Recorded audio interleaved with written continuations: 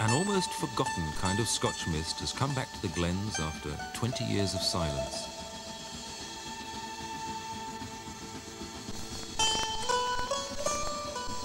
The smoke and steam of a Black 5 engine.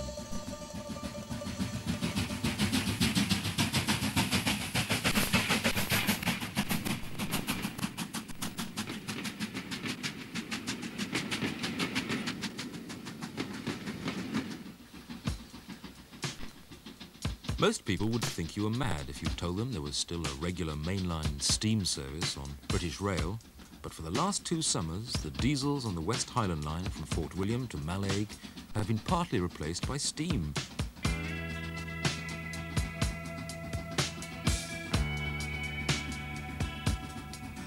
They've even repainted the coaches their old pre-war colours, cream and green. Just for a while, history has gone into reverse.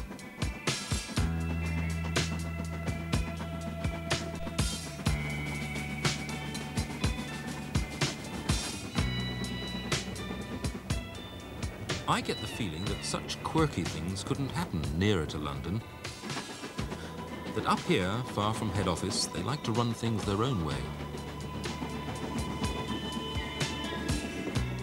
In the 1930s, the line carried thousands of weekend trippers escaping from smoky Glasgow and Clydeside into the country.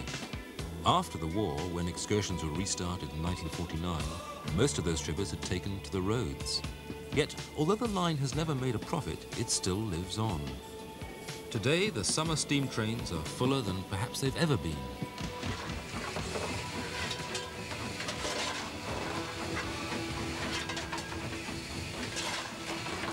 But it wasn't so much tourists and travellers that the line to Mallaig was built to carry as something much more basic: fish.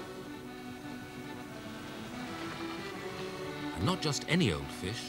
One kind of fish in particular. Now, here's a riddle. Why is a steam engine like a herring? That's right, it's because they were once both the commonest things in the world and they're now both almost extinct.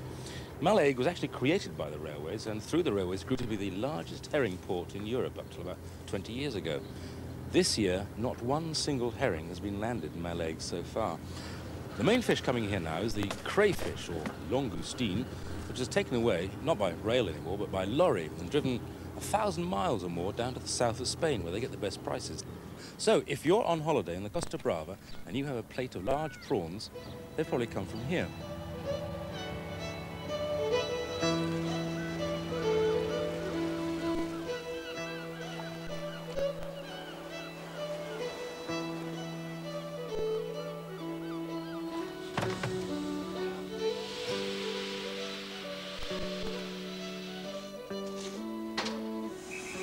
Before the trains came, the 30-mile journey from Fort William to the coast had to be done in a horse-drawn coach, bumping crazily over rough cart tracks. It took 7.5 hours to get there, so long that it could never get back the same day. The railway reduced this time to little over 1 hour, an improvement of something like 80%. It was almost as if balloons had been replaced overnight by Concorde, with nothing else at all in between.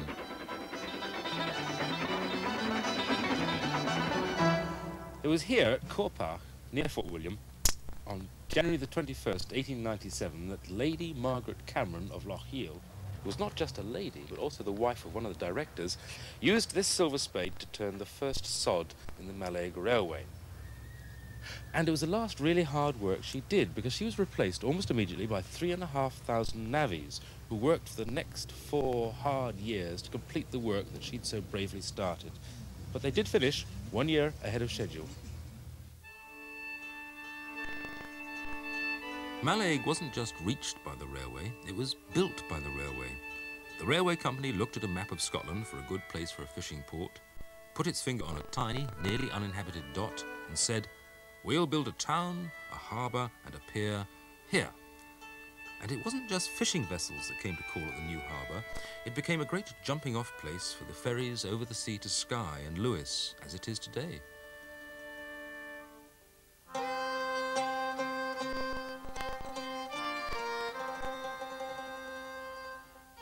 You could say that the first big place down the line from Mallaig is Glasgow, but they wouldn't agree with you at Fort William. the railway capital of the West Highlands, where most of the engines were always kept. Shed 65J, stock 6 Class 5 MTs, Staniard Black 5 from the old LMS. 1 modified K4 named Macallan Moore. 5 K1s, Peppercorns design. 2 K2s, usually based at Malling.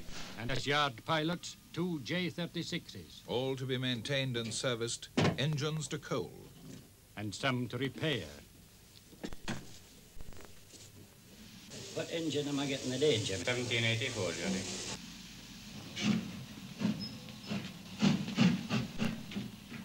The engines leave Fort William shed. To work south to Glasgow. And west to Malling.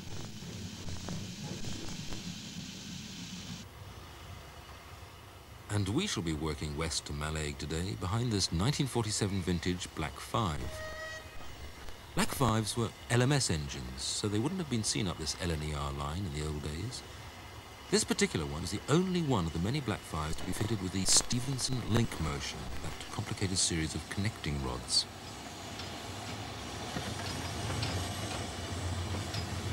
I wonder if that makes it a one-off special or a failed experiment. Well, either way, I give my eye teeth for a chance to travel on the footplate. Well, at least I've still got my eye teeth. Our driver today is veteran Fort William man, Willie Corrigan. Well, it's nothing special with driving the Black 5. Quite a good engine to drive, and the fellas looked after it pretty well, you know. The Black 5's all right, but the K2 is really the engine for the Malling line. Because the Black 5, they're just a wee bit high in the wheel for the Malling line.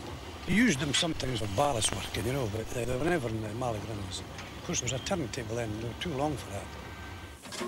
This train, anyway, it's just up and down, you know. But they used to be up and down maybe 2 or 3 times a day. Not so much hard work for the driver, but it's quite hard for the fireman, you know, shoveling coal and that. But oh, it's quite an interesting line. It's a lovely run, and I've been doing it for the best part of 40 years, and I'm not get tired of it yet. We come out of Fort William under the shadow of Ben Nevis and prepare to leave the first section of single track. Only one engine is ever allowed onto a section of single track for obvious reasons. And the driver is entitled to be there only if he has the token for that stretch of line. As he leaves the section, he hands over the token to the Bannervie signalman and collects the new one.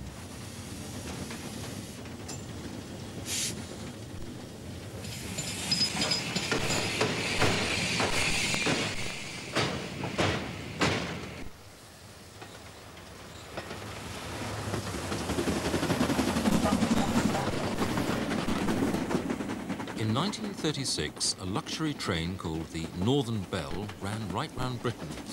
When it got to Fort William, the passengers were given the choice between 2 excursions: a motor trip to Loch Ness to see the monster, or a rail trip past Glenfinnan. Only 2 people on the whole train chose to go to Loch Ness. Now, the attraction of going to Glenfinnan was not to see the famous monument to Bonnie Prince Charlie's first landing, which after all commemorates a great Scottish failure. Of course, the Scots have always had a great weakness for romanticising their own failures. Most of their famous battles are actually defeats, from the massacre of Glencoe up until the last time they entered for the World Cup. And they're not always so quick to glamorise their successes. But what the passengers on the Northern Belle were off to see that day was a great Scottish success: the Glenfinnan Viaduct, the brainchild of a young Glasgow contractor, Robert McAlpine. Today Glenfinnan, tomorrow the world, and McAlpines are still up with the leaders in modern construction and engineering. So I asked Bill McAlpine, Robert's great-grandson, to give me the lowdown on his ancestor, the man known to one and all as Concrete Bob. If I'm right, this was the longest concrete viaduct in the world when it was built by your great-grandfather. Yes. Why did he build it in concrete? Why not stone? Well, he was a great enthusiast for concrete, and here he had an opportunity to use it, because the engineer designed the viaduct and usually specified what it was to be made of. But on this occasion, he persuaded the engineer that concrete would be a good material. And you can see it's still standing. There's a train going over at the moment, and it's not not a tremor here.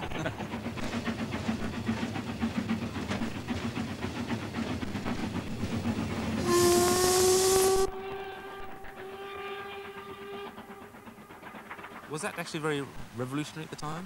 Well, it was, because it was new material and nobody liked change very much. But on this particular contract, it proved to be very satisfactory material, because to move masonry, to get masonry and to move it up here would have been very, very expensive. And so concrete, which was created by finding quarries and grinding up the rock, or using the rock which came out of the tunnels, mixing it with cement, was an ideal material.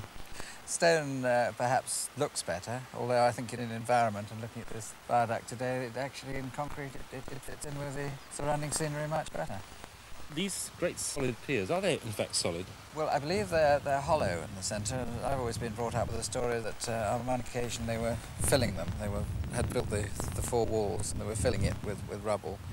And a horse and cart was backing to tip, and he just went a bit too far, and the horse and cart went down one of these massive great piers, and there was nothing to be done, so they just carried on filling. They're still there? Whether that's true or not, I wouldn't like to. I'd rather disbelieve it. An idea that the mafia later took up. Yeah, I think so, yes. Well, I think the man stayed up with the horse and cart. But apart from that, if somebody came to McAlpines today and said, build us a viaduct out of concrete, would you do it in a very different method? I don't. Yes, it would be reinforced concrete in that there would be steel in the concrete, and it would probably be not quite so massive and so on. Although, if you look at it and you look at it 100 years and it's still there, this is probably a pretty good way of doing it. You mean this is good for all time, almost? Well, I think so. I think it should be good for another 100 years. Yes.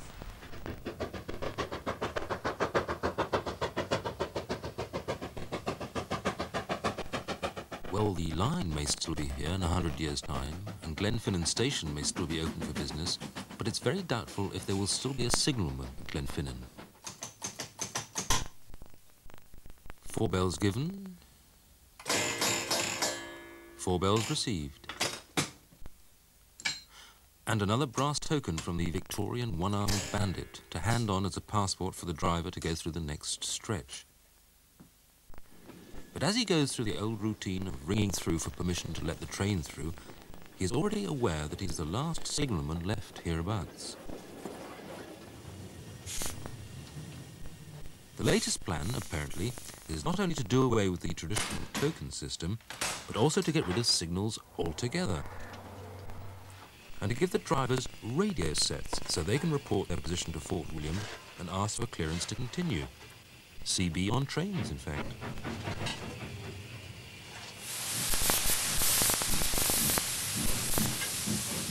The one thing they can probably never replace is the man in the engine. On the contrary, it means that even more reliance will be placed on the local driver and his knowledge of the line. It's a hard line to know. Well, you've got to be years on it.